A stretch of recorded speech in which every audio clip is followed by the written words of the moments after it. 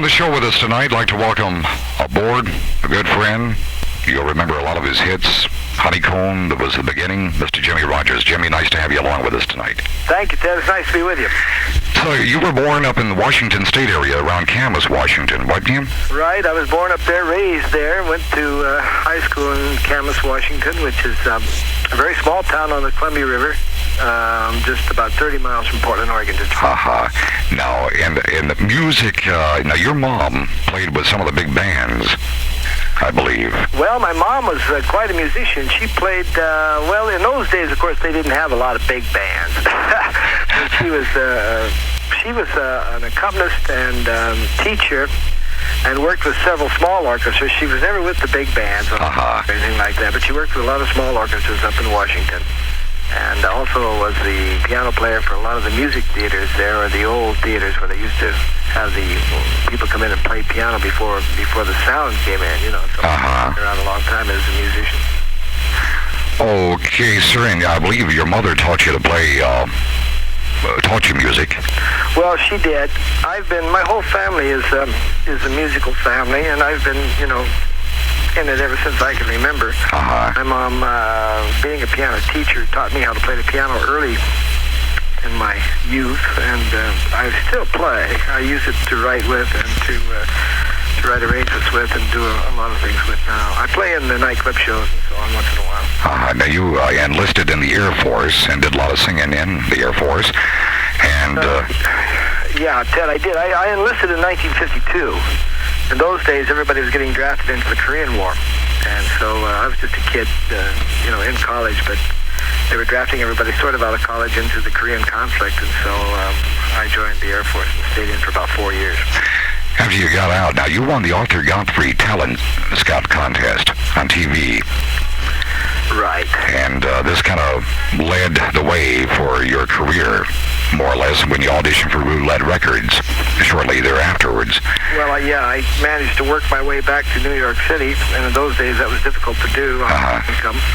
But when I got back there, I auditioned for the Arthur Godfrey Talent Scout Show. In those days, that was, you know, like the #1 talent scout show in the United States. And I was fortunate enough to win the Talent Scout Show. And also, while I was there, I auditioned for Roulette Records that was just formed. They were an affiliate company from Chicago, and formed a company in New York, and I was one of their first artists.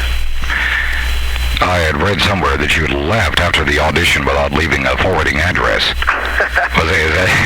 And they tried to hunt you down. Well, it took about 6 months or so before they finally found you in your hometown.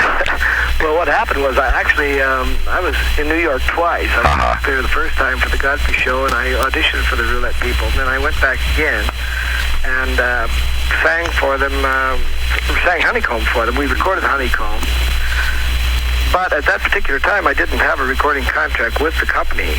We were just experimenting with material. They liked Honeycomb very much. So I went back to Washington and was waiting to hear from them. But somewhere along the line, we had neglected to exchange addresses, which was not uncommon for me in those days. So, therefore, they had difficulty finding me. When they finally did find me, however, Honeycomb was already on its way to being a hit. That was back in July, I believe, the summer of '57. Right. First million-seller hit, and, well, the rest is history. Kiss is Sweeter Than Wine was your second big hit. And, of course, I mean, you're the folk singer. I mean, it kind of flourished, the sincerity of your style when the rock and roll was in at the time, but yet you had that kind of a soft, easy, nice, bouncy pace, and you were very comfortable with it. And it's still what I like to do. I got involved in folk music when I was a youngster, listening to Burl Ives and Josh White and Pete Seeger, people like that. I still to this day collect folk music and have quite a collection of folk songs. And I think that kind of music fits my voice more than any other kind. Honeycomb was not exactly a folk song, but after Honeycomb was recorded, I recorded Kiss is Sweeter Than Wine because it was adapted and arranged by Pete Seeger and the Weavers in those days. And all I did was speed the tempo up just a little tiny bit to fit my style and go ahead and record it. Of all the hits that you had, would Honeycomb have to be the favorite? Well, I think it's kind of a toss-up between Honeycomb and Kisses Sweeter Than Wine. However, Honeycomb certainly has more memories for me because I was stationed in the service in Nashville, Tennessee for a while, just before I was discharged in 1956. That's where I heard the song Honeycomb the first time, and that's where I was playing it. And it just has been a great, part of my whole career. Now, moving to, of course, the 60s, and you continued recording, and the 70s and everything, I guess you've been doing a lot of tours and a lot of personal appearances. I believe you also have a current record out right now, don't you, Jim? You've been recording again? Yes, I'm recording again now. I stopped periodically. After, in 1963, I stopped recording, and I went to work at Dot Records in Los Angeles as a producer. And I produced Pat Boone and Debbie Reynolds and the people that were with Dot in those days, and as an A&R man and producer. Then I had my own show in Los Angeles and worked at called The Folk World of Jimmie Rodgers, which was a special kind of an hour show.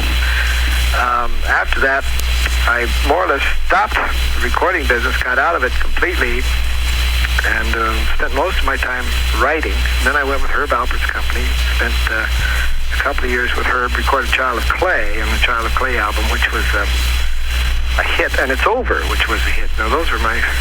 It's Over just on Dot, just before I went with Herb. So I had a couple other hits later on. Then I got hurt in an accident, which took me out of the business for a long time. I quit for about 5 or 6 years. Right, I was going to mention that. I was back in 67. Are you doing better now? Oh, I feel super, yeah.